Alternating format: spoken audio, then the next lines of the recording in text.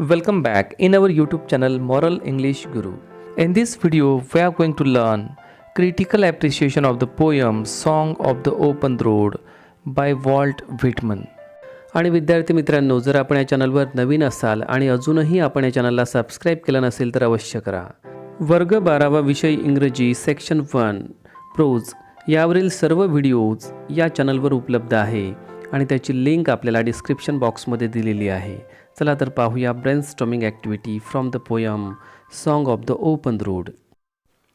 Question number A5 मधलं पहिलं, with the help of the following points right a poetic appreciation of the poem song of the open road. खाली दिलेल्या मुद्द्यांच्या आधारे आता आपल्याला या कवितेचं क्रिटिकल ॲप्रिशिएशन पोएटिक ॲप्रिशिएशन लिहायचं आहे. पॉईंट्स आहेत अबाउट द पोयम किंवा poet and the title, the theme, poetic style, the language, poetic devices used in the poem, special features, message, values, morals in the poem, your opinion about the poem. या मुद्द्यांच्या आधारावर आपल्याला या कवितेचं poetic appreciation लिहायचं आहे. पहिलं, title or name of the poem. The name of the poem is song of the open road. Name of the poet Walt Whitman. Critical appreciation लिहिताना सर्वप्रथम आपल्याला त्या कवितेचं नाव आणि त्याच्या पोएटचं नाव लिहावं लागतं. नेक्स्ट पॉईंट आहे the theme of the poem. The theme of the poem is thirst for vast knowledge of life. म्हणजे या कवितेची थीम आहे जीवनामध्ये जे काही वास्ट नॉलेज आहे त्याची थर्स्ट म्हणजे तहान, म्हणजे ते नॉलेज मिळवण्यासाठी आपण सतत प्रयत्नरत असलं पाहिजे. त्या संदर्भात एक महत्त्वपूर्ण आशय या कवितेमध्ये आलेला आहे. The poet wants to face the test of wisdom of his life, which he has ever not tested in his school life. कवीला त्याच्या शहाणपणाची एक त्या टेस्टला त्याला सामोरं जायचं आहे. जी चाचणी, जी टेस्ट त्याने आपल्या जीवनामध्ये कधीच दिली नाही. Mobility is another theme of this poem, as the poet does not want to remain stable at one place but he goes on travelling on open road. Open road signifies mobility. या कवितेचा दुसराही एक आशय किंवा theme आहे mobility. कवी हा कुठल्या ना कुठल्या रोडने प्रवास करत आहे. म्हणजेच काय तर त्याला जीवनामध्ये जे काही ज्ञान आहे, जे त्यानं आजपर्यंत मिळवलं नाही, ते ज्ञान मिळवण्यासाठी तो वेगवेगळ्या मार्गांचा अवलंब करून तो ज्ञानाच्या दिशेने मार्गक्रमण करताना आपल्याला दिसत आहे. आणि तोच आहे या कवितेमधला आशय, मोबिलिटी. ओपन रोड म्हणजे काय तर ओपन रोड म्हणजे ज्ञानाच्या खुल्या असलेल्या कक्षा ज्या त्याला प्राप्त करायच्या आहे.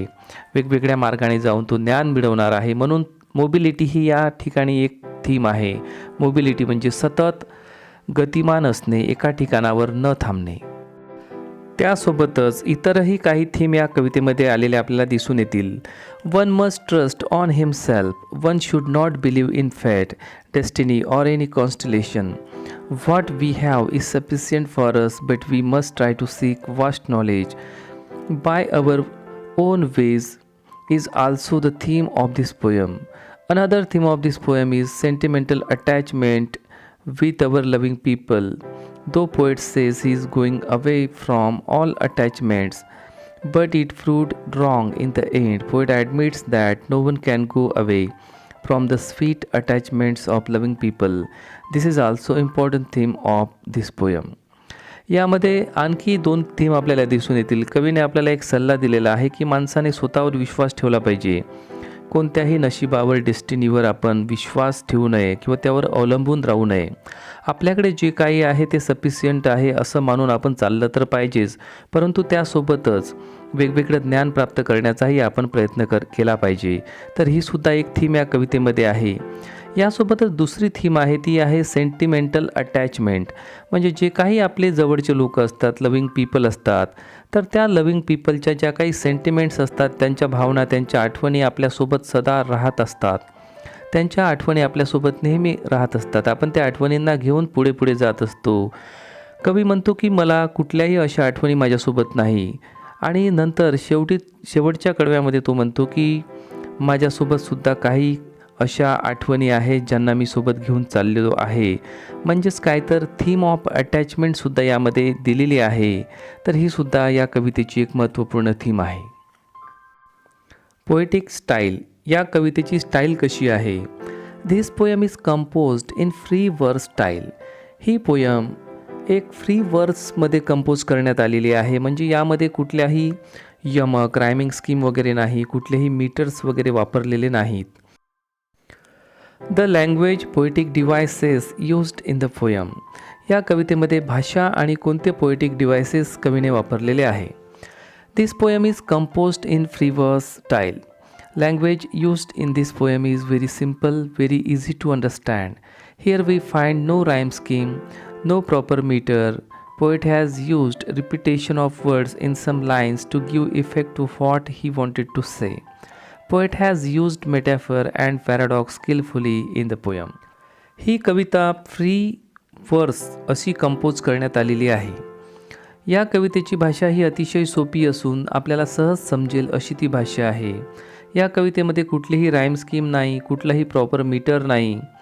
परंतु या कवितेमध्ये कवीने कुठे कुठे काही रिपिटेशन ऑफ वर्ड्स म्हणजे काही शब्दांना रिपीट केलेलं आहे आणि त्यामधून कवीला इफेक्ट वाढवायचा आहे, काहीतरी इफेक्ट त्याला दाखवायचा आहे, त्याला जे काही सांगायचं आहे त्यावर त्याला जोर द्यायचा आहे. आणि म्हणून जोर देण्यासाठी कुठे कुठे त्याने रिपिटेशन ऑफ वर्ड्स हे एक पोएटिक डिव्हाइस वापरलेला आहे. कवीने या कवितेमध्ये मेटॅफर म्हणजे रूपक हा एक अलंकार वापरलेला आहे. म्हणजे दोन गोष्टींची तुलना त्याने अशी केलेली आहे की जणू त्या दोन्हीही गोष्टी एकच आहे. म्हणजे रोड आणि रोड ऑफ लाईफ हे या ठिकाणी मेटॅफर आहे. या कवितेमध्ये old delicious burden, delicious burden या शब्दामध्ये बर्डन आणि डेलिशियस हे दोन शब्द वापरून कवीने पॅराडॉक्स हा एक अलंकार, फिगर ऑफ स्पीच या कवितेमध्ये वापरण्याचा प्रयत्न केलेला आहे. तर काही अलंकारसुद्धा अतिशय स्किलफुली कवीने या कवितेमध्ये वापरलेले आहे. Special features, we find parenthesis in the last stanza. This indicates paradox of the poet's mind. शेवटच्या कडव्यामध्ये आपल्याला पॅरेंथेसिस दिसून येईल. कंसामध्ये तो स्टांजा आहे.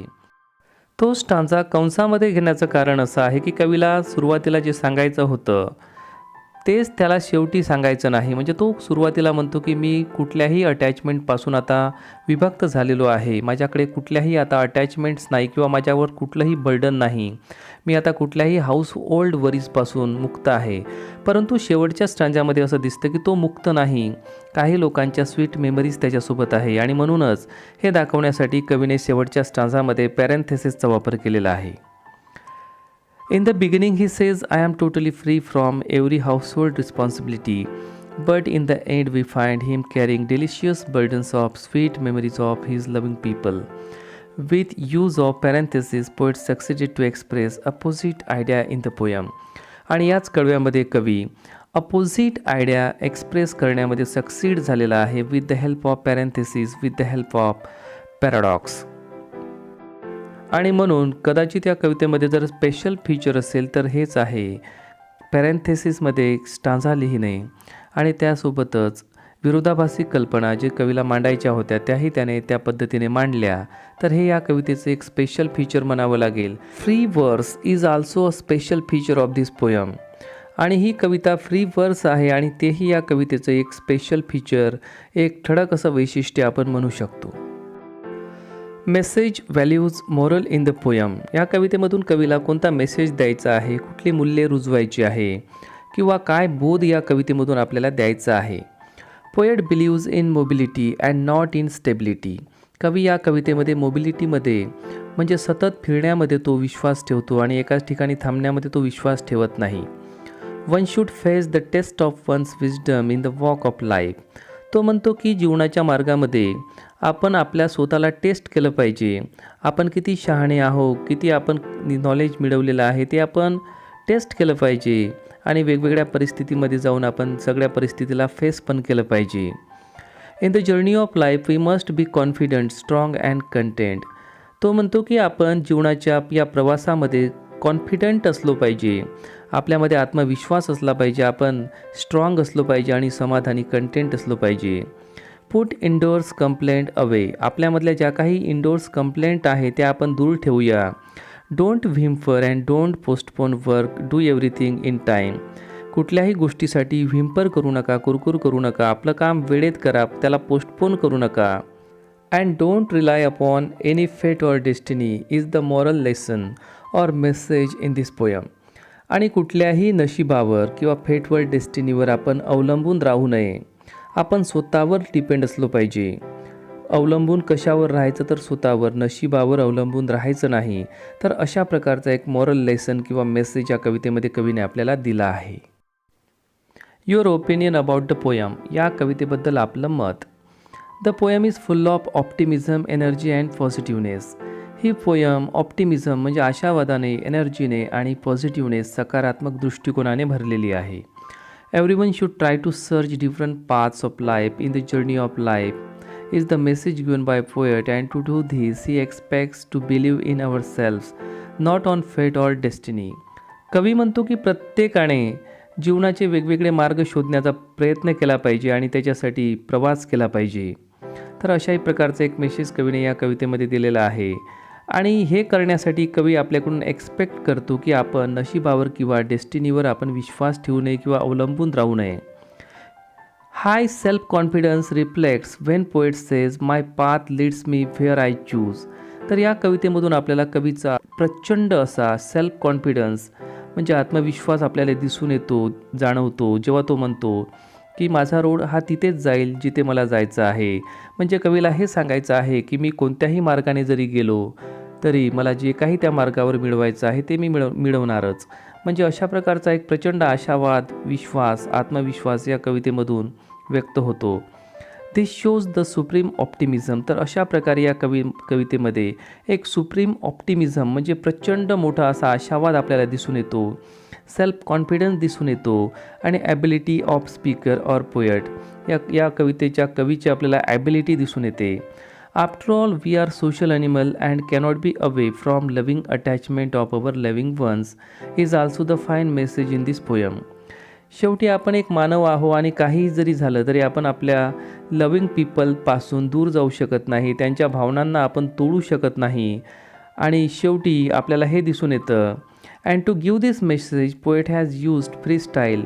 Poet has applied the technique of no artificiality. या कवितेमध्ये कवीने एक टेक्निक यूज केलेलं आहे. म्हणजेच ते टेक्निक आहे की कुठल्याही प्रकारचं आर्टिफिशियलिटी या कवितेमध्ये आपल्याला दिसून येत नाही. म्हणजे जे काही आहे ते खरंखुरं आहे.